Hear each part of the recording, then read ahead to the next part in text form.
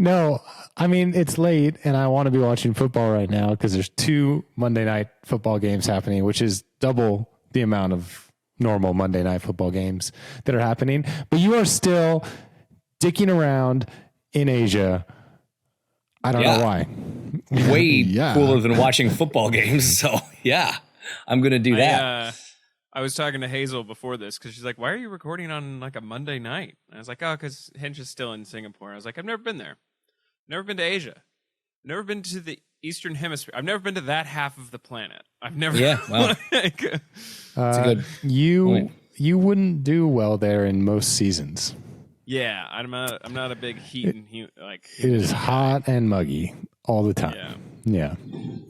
The humidity in this place is next level. I mean, you're basically living in the equator, and so it's like when we were in Colombia. In the Colombia, yeah.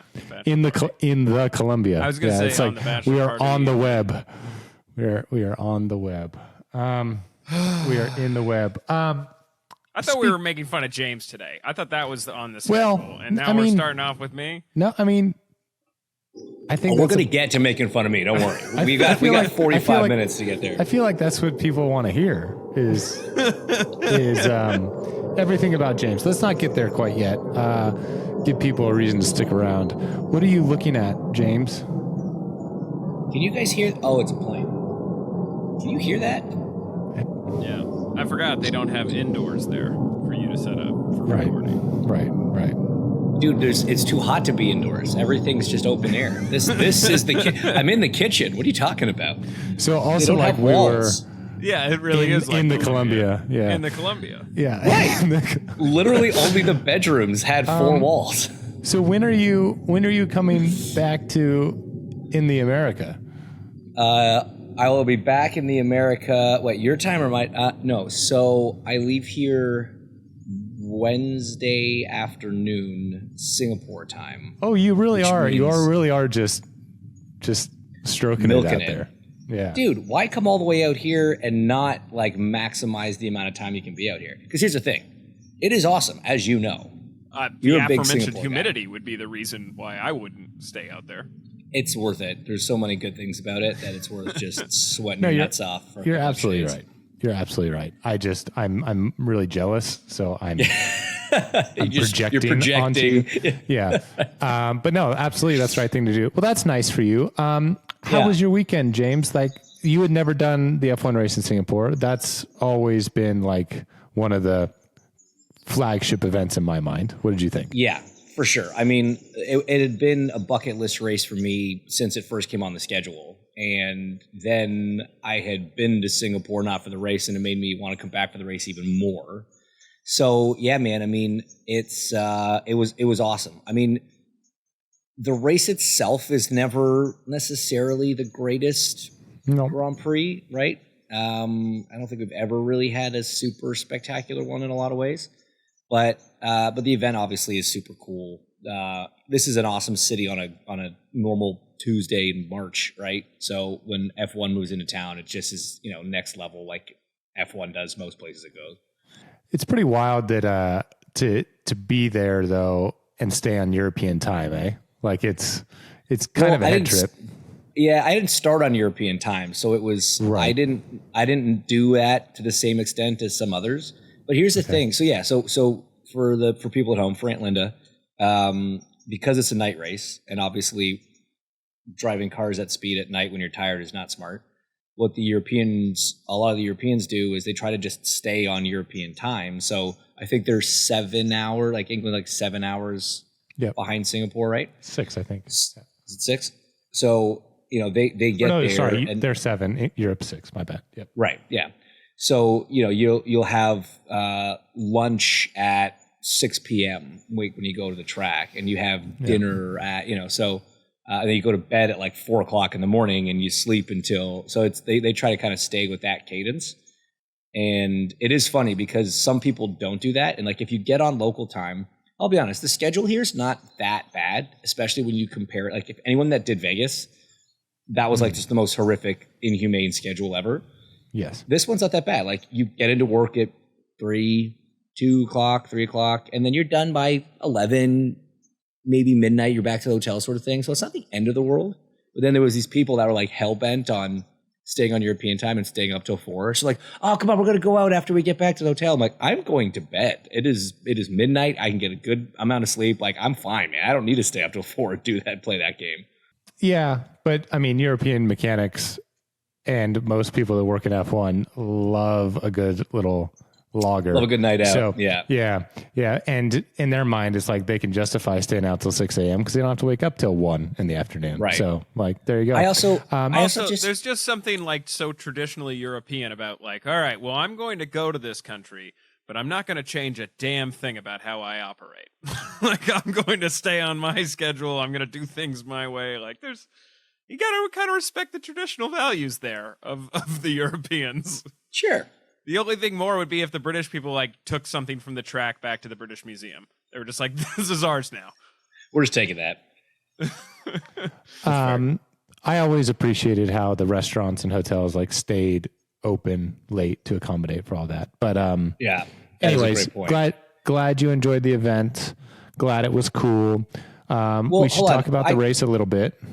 Well, yeah, let's do that. But I want to kind of on the same topic. I want to talk about how, like, as a driver, right? Like, when you did the race, did you do the hard European time program? Yes, for sure. Because you had to. Because, like, I was saying, like, did you find that it worked? Because I still find that my body's smart enough to, like, see the sun come up and go down and be like, nay, it is not lunchtime at 6 p.m. Yeah, you got to have those blackout curtains. No, well, it was fine because, like, you weren't adjusting halfway. You were just staying, like, you didn't even change your watch.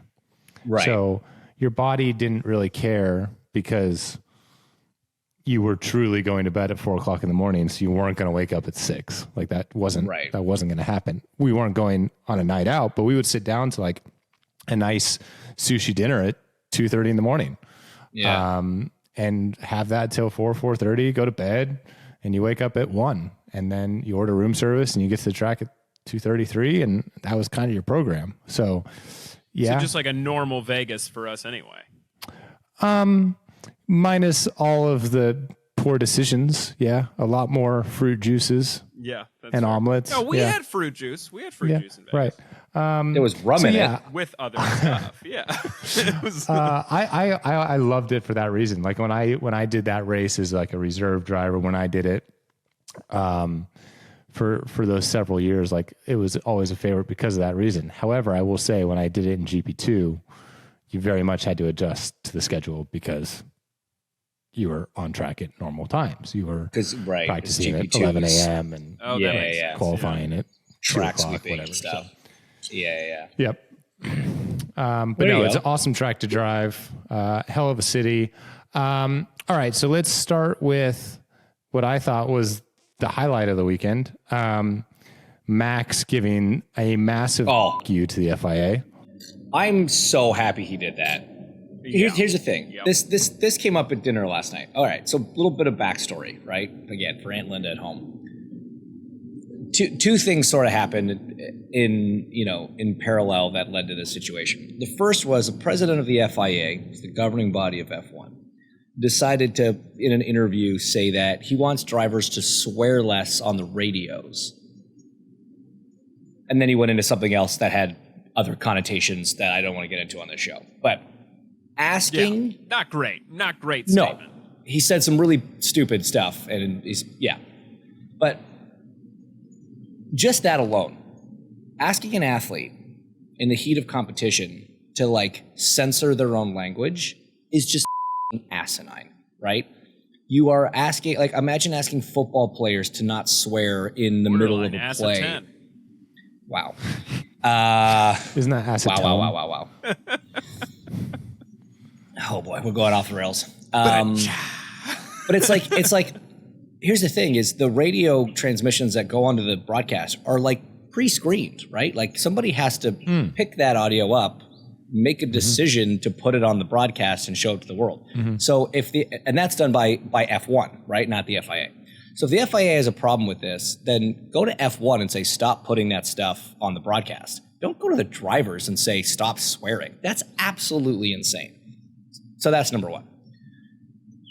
Then Max, what we got to remember is a lot of drivers learned English at the racetrack to some extent, right? And at the racetrack, language is a little looser than everyday life, right? So swear words maybe get tossed in more regularly, and they don't have the same emphasis that they would in just normal everyday life. So they get thrown around a little more casually. So Max dropped a swear word in an official FIA press conference. Not directed at anybody. He was just describing his car in a negative light. And and I assume if they were this upset about it, I assume this was the press conference where only children asked questions or only children were in attendance. Correct. Yeah, because otherwise, why would you give a So he gets hit with a fine and a day of community service for swearing in the press conference. So what was his response to that, Alex? His response was the greatest thing ever. It was refusing to really give more than 2-word answers in said press conference. And I thought he was very kind with he got like 3 questions in to giving 2-word answers. And finally to old Tom Clarkson, who was the moderator, he was like, hey, this isn't directed at you. I'm not mad at you. And that was it. And so he continued on to answer in 2 to 3 word statements. And then finally someone chirped up from the corner, if we go outside, will you actually talk to us? And he was like, yep. And so it was just I saw that. the most like well done kind of response to what is something that is incredibly silly and a little bit unfair to the drivers. So I think Max handled that very well. I mean, let's talk about what the FIA, like this is the same group that was like, you can't wear jewelry. Yeah. And it's like, are we focusing on the right things here, guys? I mean, they really brought down the balloon hammer earlier in the year when there was, actual accusations of stuff. So I'm glad to see they're focusing on what's important. Yeah, it's just it's a little bit weird. So, anyways, I thought that was hilarious. The next highlight for me was still Max carrying that thing to second in qualifying. Like I think that was an unbelievable performance.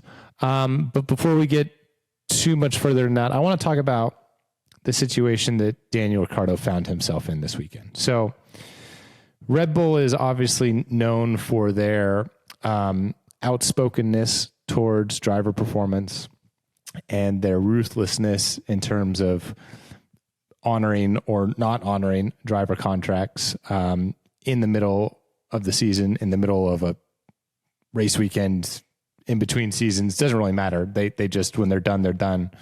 And so there was a lot of noise going into this weekend because apparently there is some sort of executable dates in either Daniel's contract or Liam Lawson's contract where there needed to be a decision made after the Singapore race weekend.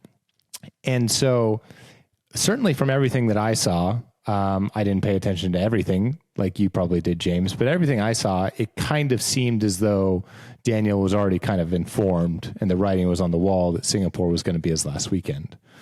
I would just like to know your thoughts on that and whether or not you think it's fair or unfair or irrelevant to have a team be that vocal about your situation going into a race weekend. And like, how did Daniel do? Like, I know qualifying didn't go his way. I know the race kind of sucked, but like, how was his performance in actuality? You can't just look at results on a piece of paper. Right. So yeah, all that absolutely correct. And here's the thing, man, like in both FP1 and FP2 on Friday, he and Yuki were both in the top 10. Like he was doing very well. So there was kind of high expectations going into qualifying and high hopes for the weekend and hopes that a good result would kind of tip things in his favor from that side.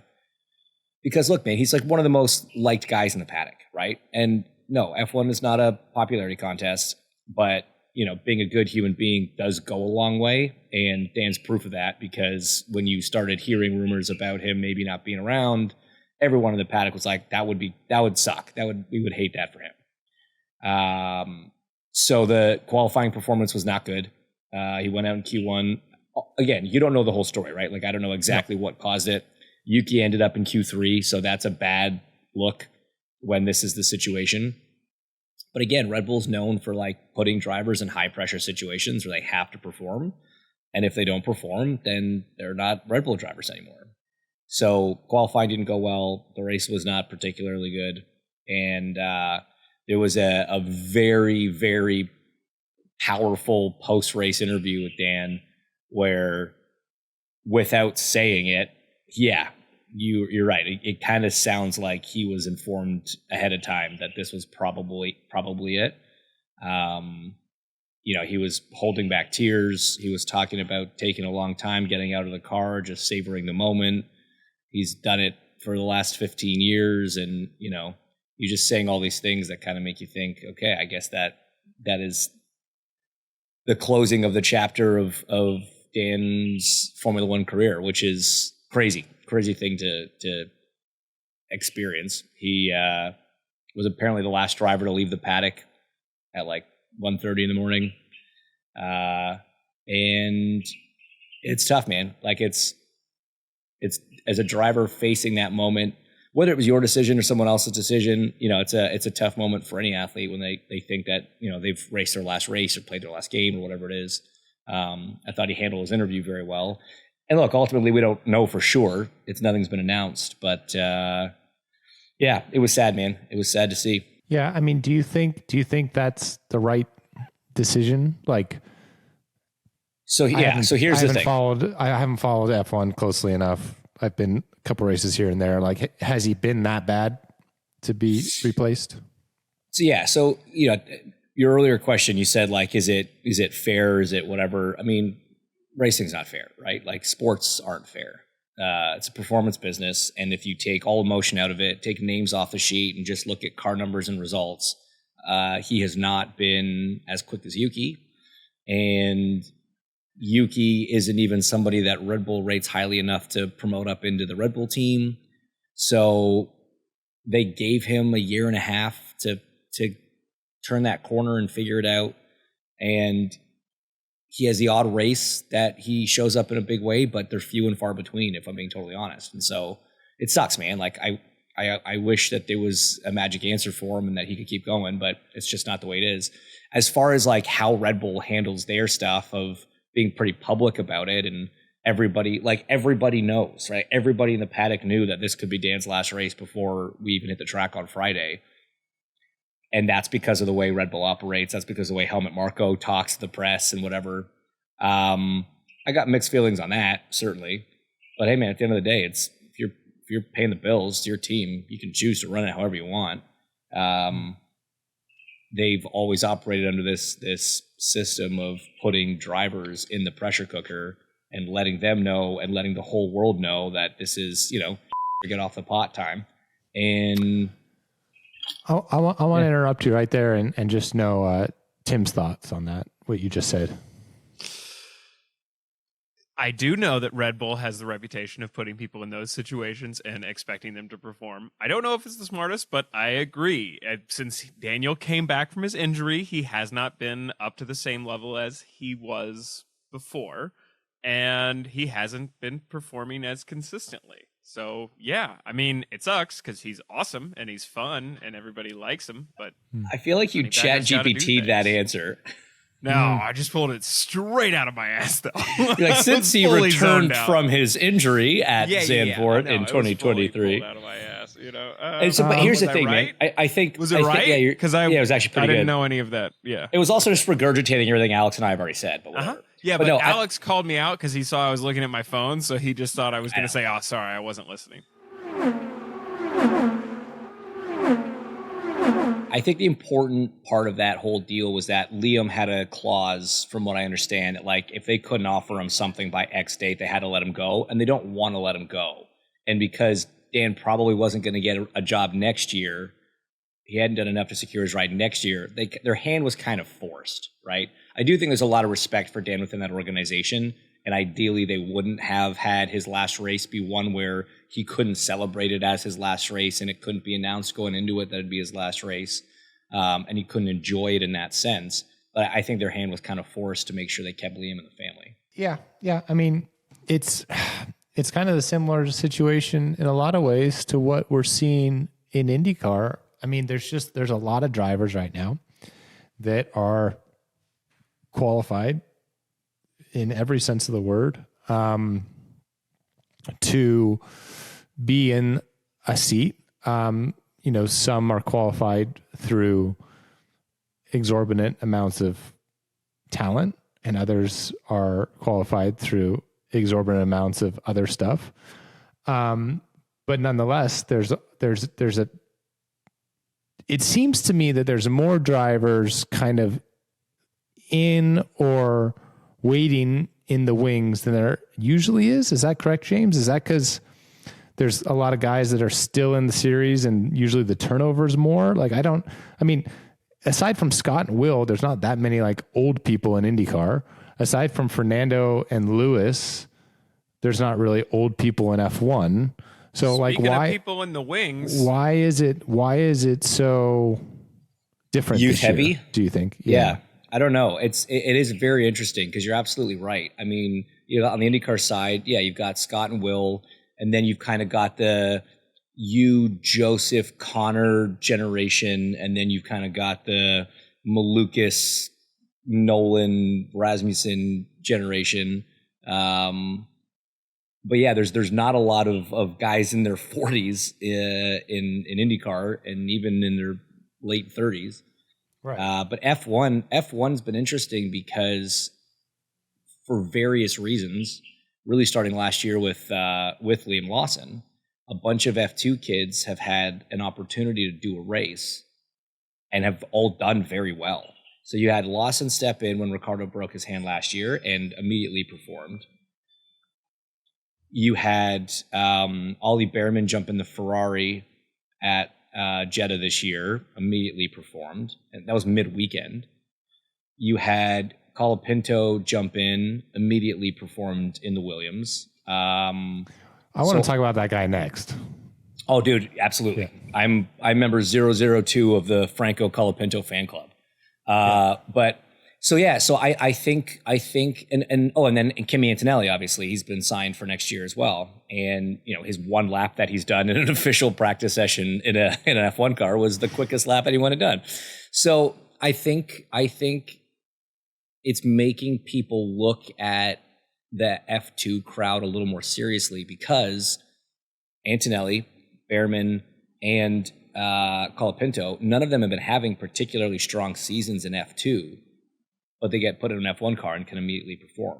So I think F2 is proving itself to be a pretty useful training ground. Even if you're not winning races, you're learning what you need to learn to be competitive in F1 machinery. Does that mean F1 cars are too easy to drive? Absolutely. That's a big part of it. And I only say that it's as someone who's never done it. It's maybe a difficult thing for people to tolerate. But if you ask anyone that we know recently that's driven them, that's come from something else and driven it, I think they're very easy to drive up to like a pretty high percentage of the limit. Finding that last 2-3% is incredibly difficult in any form of motorsports, right? And that's what separates the Lewis Hamiltons from the Pastor Maldonados or whatever. Yeah. But yes, I also think kids these days, like, they grow up with video games. They get to spend heaps of time in the simulator. I think the simulators are a lot more accurate than they have been historically. So you can just pound around thousands of hours in a sim, racing F2, and that combined experience can get you pretty close in an F1 car.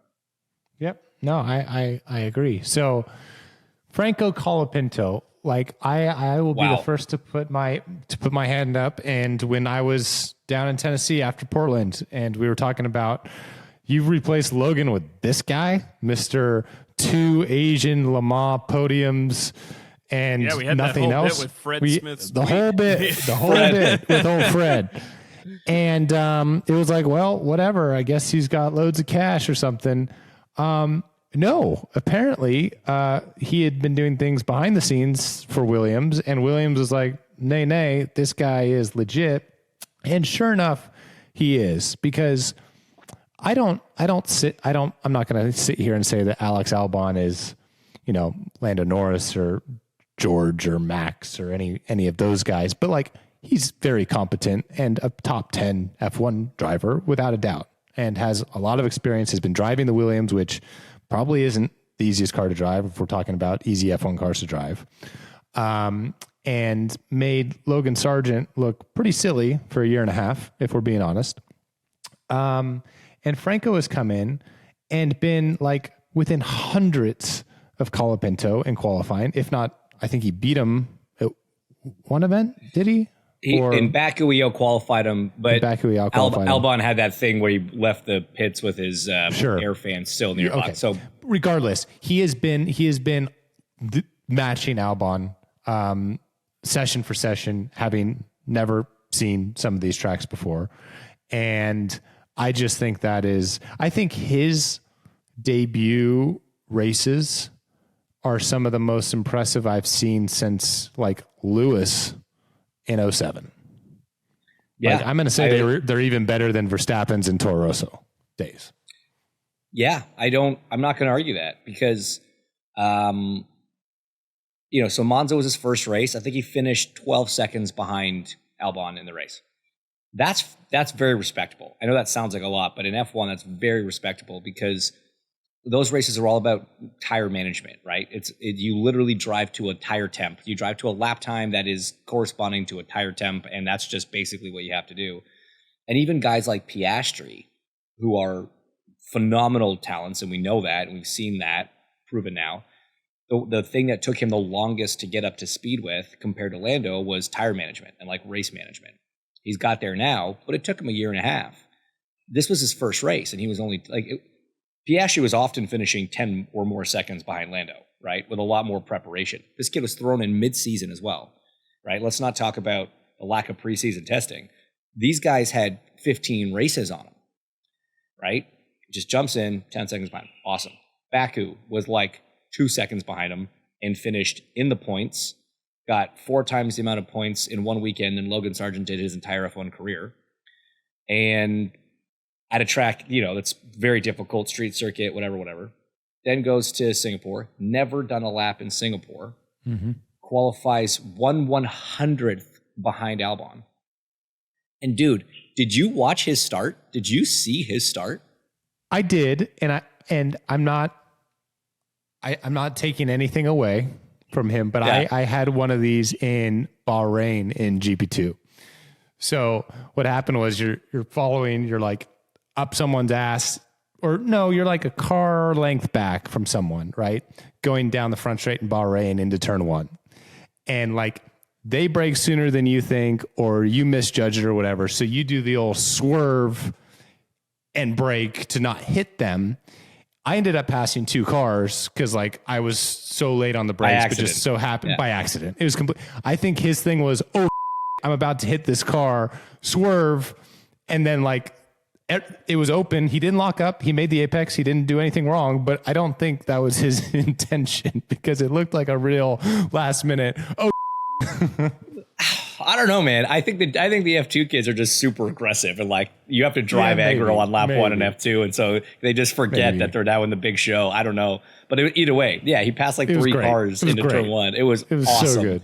He was totally in control, like, and on Sainz's ass for like the first 2 laps. It was very, very good. And like Albon got thrown off by it, got sent. He fell back to like 15th or something. It was all frazzled.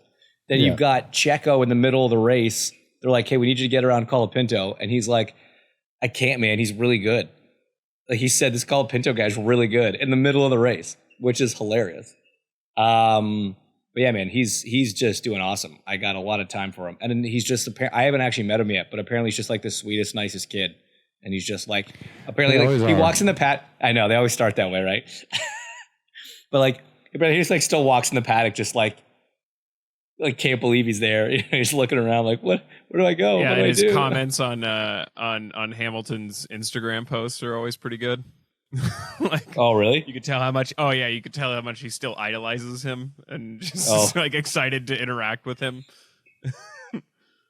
So good, man. Yeah, but imagine that though. Imagine just being thrust into that world, unplanned mid-season, and all of a sudden you're racing against Lewis Hamilton and Fernando Alonso and Max Verstappen and Lando Norris. Like, it must be nuts for a kid. So yeah, we covered Daniel, we covered Max's response to the FIA, Franco Colapinto being a little legend. G. Yeah, so the other big thing from the weekend, Lando just absolutely throttled everyone, which in a lot of ways was good to see. You know, I think that was his most complete weekend he's had so far. You know, everyone, us included, have made fun of him for not being able to lead a lap after starting from pole. And he did that handily within 6 laps. I think he had like a 5-second lead on Max and kind of just drove away from him in a very high pressure situation. So, I mean, I think we've already kind of all believed at this point that McLaren's probably going to win the Constructors' Championship with how Piastri's driving.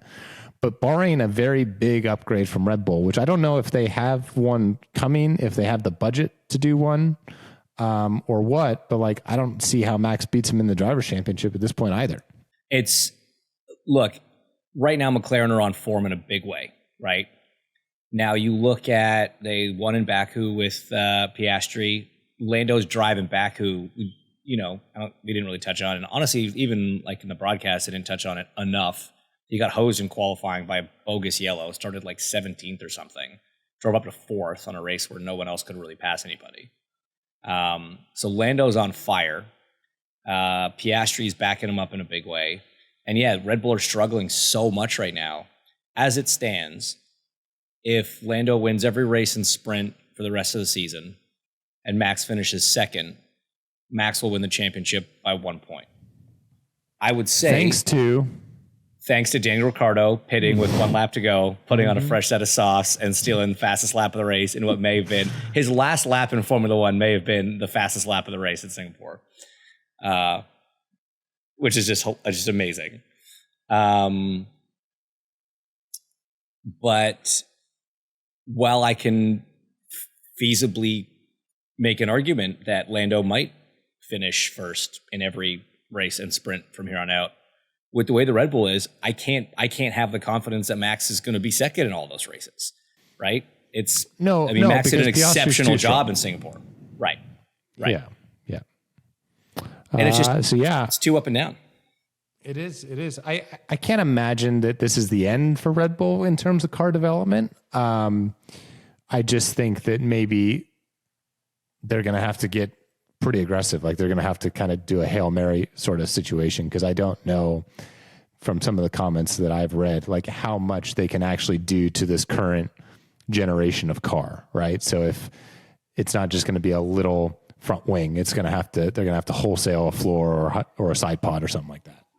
But it's interesting though, because again, I mean, F1 it's in such a good spot right now. It's crazy how competitive it is. But how many times this year, man, have we seen somebody bring like a relatively small upgrade, or even if it's a big upgrade in like number of parts and pieces, because it's so close, you only need a 10th, 2/10. Like a 2/10 upgrade is a massive upgrade, right? But even if you're bringing something that gives you a couple hundredths, a half a tenth, you know, like in qualifying, that stuff's making a difference. Anything that helps with tire management in the race is making a difference.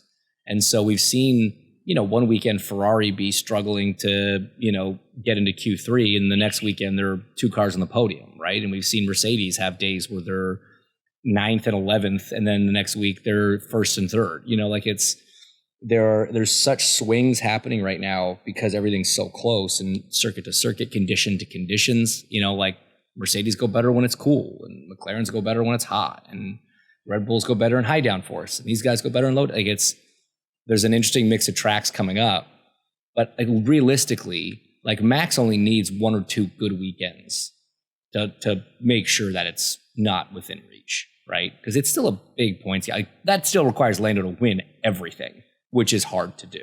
Right. So right. I still think Max walks away with the Drivers' Championship. I don't think anyone can touch McLaren in terms of constructors, though. All right. So we've spent a lot of time talking about Singapore, and a lot of very interesting and so things. It's time to move on then. A lot of very interesting things that needed to be talked about. Yeah. we covered them all, every single one. We left one massive thing out. You're right. Hulkenberg's impressive drive in the points. It was a great run. Shut your mouth. James. Yeah. James, I don't know, Tim. I don't know Just how you. James. Just say it, guys. It was the worst. It was the worst thing I've ever seen recorded. Slay. It's yeah. It was offensive to all five senses. Somehow it smelled bad. James. Watching it on Twitter. James. Why? Why did you agree to do that? Did you know when people ask you to do things, you could say no? Did you know they were going to cut it like that? Did you know? I don't know anything about TikTok. I was asked. Here's the thing. So for reference, there's a video going around. I don't know who posted it. I saw it on Twitter. It's on. I think it was on F1's TikTok account. F1's TikTok, so the whole world saw it. So James using Gen Z slang or TikTok slang. Dude, everyone that listens to this podcast has seen it. You don't need to explain it. Okay, I'm just, No, again, we talked about this. Our demographic is very wide. We there's definitely a part of our demographic that has seen it, but there's a lot that haven't. And please don't look it up. But right, so we'll tweet it from off track right when this episode comes. James. out. Alex already posted it. So. James, what I'm most impressed about is because, listen, I've been a part of an organization that has loved their TikToks for 2 years, so I've had to do some dumb. I get it. Right. How, especially with the humidity of Singapore, I would have been so embarrassed and so awkward. I would have been sweating profusely. The fact that you were just like pretty calm through this whole absolutely agonizing video that must have taken at least 15, 20 minutes to film is very impressive. Oh, I'm betting more than that. Well, I'm betting it was an hour. No, it was about 10 minutes. It was about 10 minutes, maybe 12. Oh, it just felt like an hour to watch it. Correct. Yeah. So I'm gonna give that's my last compliment because it was quite possibly the worst thing I've ever watched. No, right. Right. So I took inspiration from you. I've seen better videos. Damn. Jesus Christ! You should probably cut that. I want you to cut what you said, but then not cut our reaction or us having a conversation about how you should absolutely cut what you just said. Yeah. So I'm sitting in the office, and one of the social media team was sitting next to me, Aiden, and he goes, "Hey, do you mind helping out on a TikTok?" And I was like, "Sure," because my friend Alex does them all the time. And I don't want to be a buzzkill. So he showed me a video that was kind of similar to that, but it was every line was somebody else, right? So they like went around, I think it was Mercedes maybe, F1 team, and they went around and had each person say one of these silly lines and say slay and like that, right? So I thought I was just going to say one thing and just be part of this compilation. Nay. So I'd already agreed to it. We were now starting. And he's like, okay, so let's start by saying this. And I was like, what do you mean start by saying this? He's like, oh, there's a bunch I'm going to have you say. And I was like, and then you're going to choose which one to put in the video? He's like, no, we're just going to cut you doing all these things. But by that point, I was in, right? By that point, we'd set up. We got whatever. So I was like, okay, fine. I didn't pre-read any of what I was being fed. And so he was just giving me these lines. And dude, if this is how kids actually speak, like, I know we've said this, we've come to this realization several times on the show. We're old because this isn't English. This doesn't make any sense. I don't know what straight bussin' means. Such a Sigma, bro. Yeah, though that's a good thing, though, I think. I'm kind of happy I don't know. Because that's just it, right? I was in Canada. With my nephews, and the oldest one who plays hockey, his favorite go-to is "What the Sigma" instead of saying "What the." So I think Sigma is not great. Yeah. By the way, if you know, don't explain it to us. No one here wants to know. Nope. I know this is very old man yell at clouds, but I want to say definitively here, those clouds. I don't want to learn any of this. I don't want to know anything about this. I'm good. My favorite part about it, like getting out into the world, was the complete like 50-50 split of like there was nothing in the middle. You were either like a young person who thought it was hilarious. Under 20, you loved it. Or you were just like, you're dead to me, lose my number. I'm physically ill watching this video. I'm there was very nothing curious in between. to know what your wife thought. She laughed just because, like, I don't know. He looked hadn't so seen her since. Yeah, I don't know if you've noticed. She's I'm back on vacation in by America. myself. Yeah. Right. Yeah. She's in a plane going to an America. Yeah. Yeah. No, I think she laughed, but because we don't know. I don't know what I said. This is what's dangerous, right? Is I don't know. I could have offended people. Like I could have been I know what you fed said. lines that were very grossly offensive, but something about a florist the gardeners ate and they left no crumbs. Left no crumbs. Yeah. Like they did a good job. I don't know. It doesn't matter, Alex. It doesn't matter. It happened. It's out there. I can say It's I'm TikToks giving now. Fernando. Yeah. As if my forehead wasn't big enough. Dumb. Dumb. Anyways, hope you got paid a lot. Not bad. Yeah. All right. Well, on that note, James, you're a clown. Franco Colapinto, you're a legend. Lando, keep doing your thing. And hopefully Max can keep it close for all of us. R.I.P. Danny Rick. It's giving end of episode. Is that how that works? Shut up, Tim.